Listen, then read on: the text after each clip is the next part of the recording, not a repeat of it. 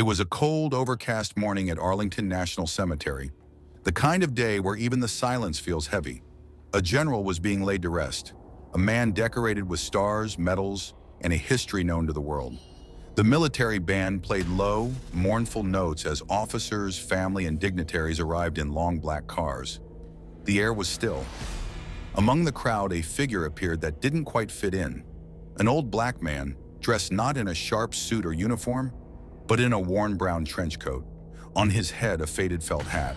In his hand, a weathered envelope, its edges curled with age.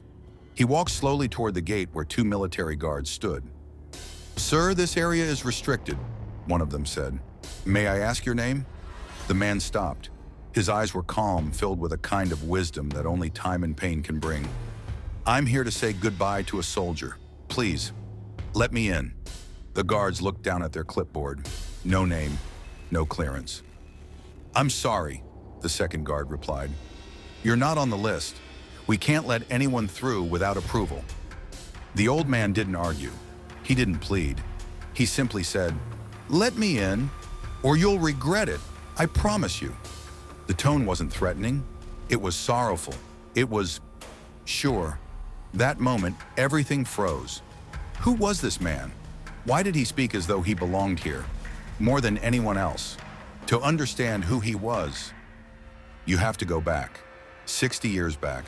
His name was Charles Henderson, born in 1932 in Baton Rouge, Louisiana, a place where opportunity was scarce and respect even scarcer for a black boy. Raised by his grandmother, Charles grew up with a sense of quiet dignity and a fierce sense of duty. At 18, he joined the U.S. Army. Not because he expected honor or glory, but because he believed in something greater. That every man, regardless of color, had a right to serve his country with pride. During the Vietnam War, Charles became a first sergeant. He was quiet, methodical, respected by his men, and feared by his enemies. But among his fellow officers, some couldn't look past his skin color. His courage was often overlooked, his leadership downplayed. In 1965, deep in the jungle on a mission that was never supposed to make headlines, Charles and his recon unit were ambushed. Radios went dead. Ammunition was low. Men were falling. Death felt inevitable. One of those soldiers was a young, fresh lieutenant, straight out of West Point, panicking in the chaos. That lieutenant's name was James Cartwright. Charles didn't freeze. He didn't falter. He took command, even though it wasn't his to take. He rerouted the team, carried two injured men on his back, and personally dragged Lieutenant Cartwright to safety. They spent 3 days in the jungle before extraction. Charles never slept, never stopped moving, never complained.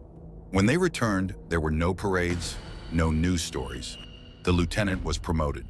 Charles got a thank you, but Cartwright never forgot. He carried the weight of that debt his whole life. Charles eventually retired, quietly.